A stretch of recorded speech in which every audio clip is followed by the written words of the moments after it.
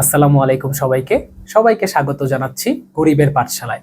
আজ তোমাদের জন্য নিয়ে এলাম আইসিটির অর্থাৎ তথ্য যোগাযোগ প্রযুক্তির ফাইনাল সাজেশন ভিডিও।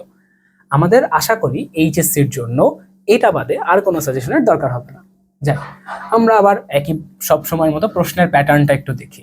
আমাদের আইসিটিতে 8টা সৃজনশীল থাকে, 8টা থেকে 5টা সৃজনশীল অ্যান্সার করতে হয় আমার মন মতো। আমাদের কোনো বিভাগ নেই, আমাদের কোনো ভাগাভাগি নেই।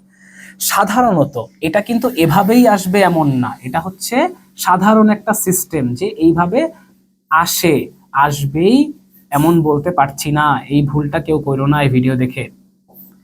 সাধারণত অধ্যায় 1 থেকে 1টা, 2 থেকে 1টা, 3 থেকে 2টা, 4 থেকে 1টা এবং 5 থেকে 2টা, এখানে হয়ে গেল 7টা।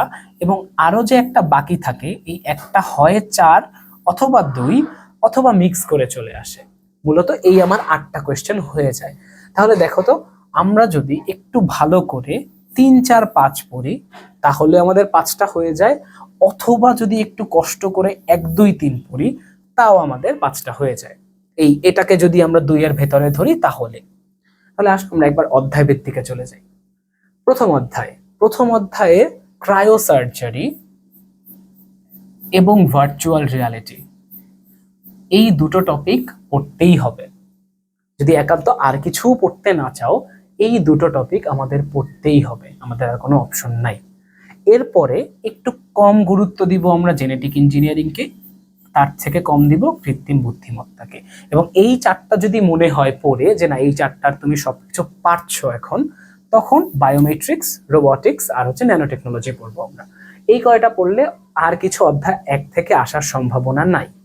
একইভাবে অধ্যায় 2-এও যদি চলে যাই, অধ্যায় 2-এ মোটামুটি নেটওয়ার্ক টপোলজি আসবেই। তবে যদি এমন হয় নেটওয়ার্ক টপোলজি আসলো না, তখন আসার একমাত্র অপশন হচ্ছে এই যে নেটওয়ার্কের প্রকারভেদ, ডেটা ট্রান্সমিশন মেথড ও মোড, ওই যে সিনক্রোনাস, অ্যাসিনক্রোনাস, আমাদের ওই পার্টটা, এবং এই যে প্যান, ল্যান, ম্যান, ওয়ান, এগুলো কি, কোনটার ব্যান্ডউইথ কত, কোনটার রেঞ্জ কত, এগুলোই মূলত ঘুরে ফিরে লিখে দিয়ে আসলেই হয়ে যায়। এগুলো যদি হয়ে যায়, এরপর এই দুইটা তুলনামূলক কম ইম্পর্টেন্ট, বাট পড়ে রাখা আমাদের জন্য সেফ, কারণ ক্লাউড কম্পিউটিং থেকে কোয়েশ্চেন আসতে দেখা যায় তার ও তারবিহীন মাধ্যম, অর্থাৎ যে wireless system, wifi, Bluetooth, infrared, এগুলো থেকেও আমরা মাঝে মাঝে কোয়েশ্চেন আসতে দেখি। তাই আমরা সেফ জোনে থাকার জন্য, এগুলো হচ্ছে আমাদের সেফ জোন, আমাদের ব্যাকআপ। এই সেফ জোনের জন্য এগুলো আমরা পড়ে রাখবো। তাহলে এবার 3-এ যাওয়ার আগে আমি কিছু কথা বলি। একটা হচ্ছে চ্যাপ্টার 1 নিয়ে, আর একটা হচ্ছে চ্যাপ্টার 2 নিয়ে। চ্যাপ্টার 1 আর 2 দুটোই কিন্তু ব্যাখ্যামূলক কোয়েশ্চেন দিয়ে ভরা। তোমার কোনো কোয়েশ্চেনেই আমি কনফিডেন্টলি বলতে পারতেছি না যে তুমি 10-এ 10 পাচ্ছ। কোনো কোয়েশ্চেনে আমি বলতে পারছি না, সেটা এক হোক, একে তো বলতে গেলে সম্ভবই না যে আমরা পুরো 10-এ 10 পাবো।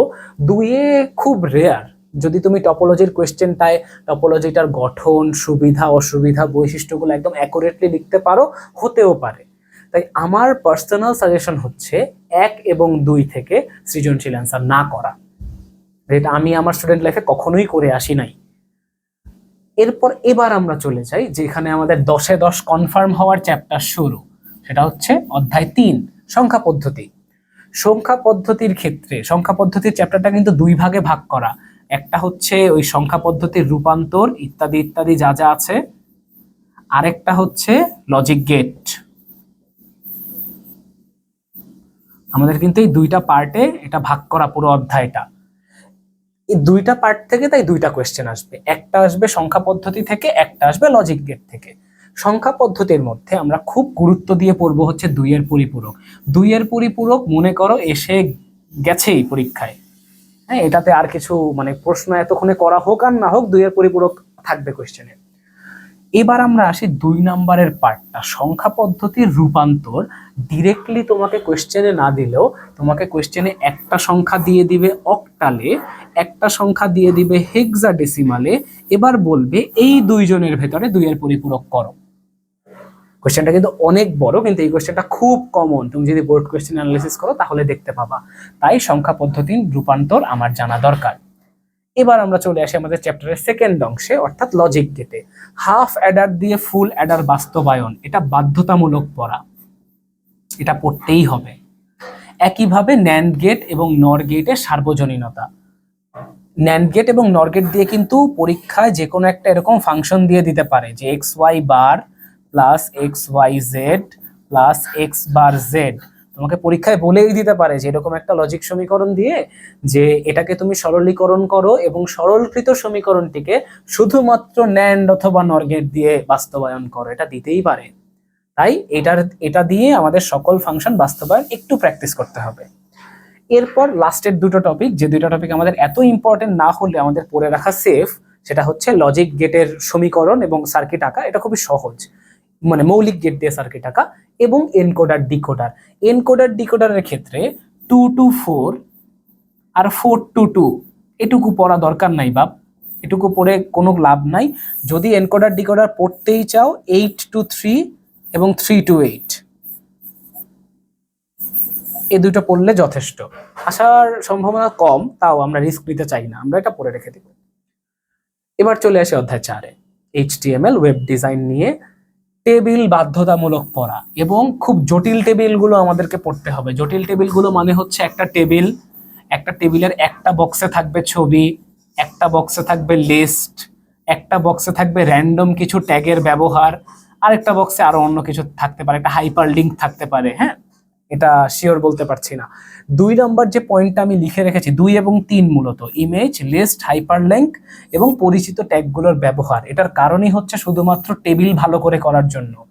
রো স্প্যান আর কলাম স্প্যান তো আছেই, এ দুটা বাধ্যতামূলক। টেবিলের যত কিছু আছে পড়া বাধ্যতামূলক। এছাড়াও টেবিলের ভেতরে এগুলো থাকে, যেমন টেবিলের ভেতর অনেক সময় স্ট্রাইক ট্যাগের ব্যবহার থাকে। স্ট্রাইক ট্যাগ মানে হলো লেখাটার ভেতরে একটা এরকম কাটা দাগ চলে আসবে মাঝ বরাবর। একইভাবে বোল্ড ট্যাগের ইউজ থাকে, একইভাবে প্যারাগ্রাফ ট্যাগের ইউজ থাকে, এরকম বিভিন্ন ধরনের লাইন ব্রেক ট্যাগ। তোমরা অনেক লাইন ব্রেক ট্যাগ দিতে ভুলে যাও, যেটা আমি খাতা দেখতে গিয়ে খুব বেশি খেয়াল করি। তাহলে ট্যাগের ব্যবহারগুলো জানতে হবে, কারণ ম্যাক্সিমামই আমার মূলত টেবিলে কাজে লাগবে। এবং একটা কোয়েশ্চেন যেটা একসময় বোর্ডে আসতো, যে একটা টেবিলের রো গুলোকে আমি কলাম বানিয়ে ফেলবো এবং কলামগুলোকে আমি রো বানিয়ে ফেলবো, এরকম একটা কোয়েশ্চেন আছে যে এইটা করার পরে HTML কোডটা দেখতে কেমন হবে। এই কোয়েশ্চেনটা এখনো একই রকম ইম্পর্টেন্ট এবং এই কোয়েশ্চেনটা পড়তে হবে। এবং সর্বশেষে এগুলোর বাদ দিয়ে একদম সবচেয়ে কম গুরুত্বপূর্ণ টপিক হচ্ছে আমার ওয়েবসাইটের কাঠামো, ওই যে হায়ারার্কিক্যাল ওয়েব লিঙ্কড ওইটা। তাহলে এবার অধ্যায় 4-এর পরে আমরা অধ্যায় 5-এ চলে যাই। অধ্যায় 5 হচ্ছে প্রোগ্রামিং ভাষা, যেটা তোমাদের কাছে সবচেয়ে কঠিন চ্যাপ্টার, যেটা আমার কাছে ছিল সবচেয়ে সহজ চ্যাপ্টার এবং আমার সবচেয়ে প্রিয় চ্যাপ্টার এটা। তাহলে এখান থেকে যে দুটো কোয়েশ্চেন আসবে, আমরা ধরে নিতে পারি একটা কোয়েশ্চেনে শুধুমাত্র অ্যালগরিদম আর হচ্ছে ফ্লো চার্ট থাকবে এবং আরেকটা কোয়েশ্চেনে কোডিং থাকবে। আমরা ধরে নিতে পারি, এটা যে হবেই তা না, সাধারণত এটাই হয়। অ্যালগরিদম এবং ফ্লো চার্ট আমাদের সহজ সহজ যে প্রোগ্রামগুলো, সেটা লিপিয়ার, ক্ষেত্রফল, ছোট সংখ্যা, বড় সংখ্যা, যেগুলো আমরা এখানে দেখছি লেখা আছে, ঠিক এগুলোরই। ঠিক একইভাবে এগুলোর প্রোগ্রামও পড়ে রাখবো, যেন একই কোয়েশ্চেনের মধ্যে এসে গেলে আমরা অ্যান্সার করতে পারি। সেকেন্ড যে কোয়েশ্চেনটা কোডিং এর, এই কোয়েশ্চেনটায় যদি আমরা যাই, এটার ক্ষেত্রে লুপ আমার সবচেয়ে ইম্পর্টেন্ট টপিক। এবং অনেকে করো কি, একটা লুপ শিখে রেখে দাও, ফর লুপ দিয়ে, এই যে কোনো একটা ধারা দিয়ে দেয়, এটা শুধু তোমরা ফর লুপ দিয়ে পারো, আর কোনো লুপ দিয়ে পারো না। এরকম হলে কিন্তু হয় না আসলে। ফর, ওয়াইল, ডু ওয়াইল আমাদের তিনটাই শিখতে হবে, কারণ এক্সামে বলে দিতে পারে নির্দিষ্ট করে যে কোন লুপ দিয়ে আমরা এই প্রোগ্রামটা কোড করব। ঠিক একইভাবে লাস্টের যে অংশটা আমাদের কন্টিনিউ, ব্রেক এবং গো টু স্টেটমেন্ট, এই তিনটা হচ্ছে জাস্ট একটু পড়ে রেখে দিও সেফ জোনে থাকার জন্য। অনেক সময় ঘতে না এদের কাজ বা এদের ব্যবহার জানতে চায়, আমরা জাস্ট সেফ থাকতে এটা পড়ে রাখতে চাচ্ছি। কারণ এই টপিকটা আগে এত আসতো না, রিলেটিভলি ইদানিং দেখা যায় কি এই টপিকটা অনেক চলে আসে। কন্টিনিউ, ব্রেক আর গো টু, আর কিছু না। এই মূলত আমাদের 5টা চ্যাপ্টারে যা ছিল এর মধ্যে আমরা সাম আপ করে দিতে পারি। তাহলে আজকের ভিডিও আমি সমাপ্ত করছি এখানেই। তোমরা সবাই ভালো করে পরীক্ষা দিও, তোমাদের সবার জন্য শুভকামনা। আল্লাহ হাফেজ।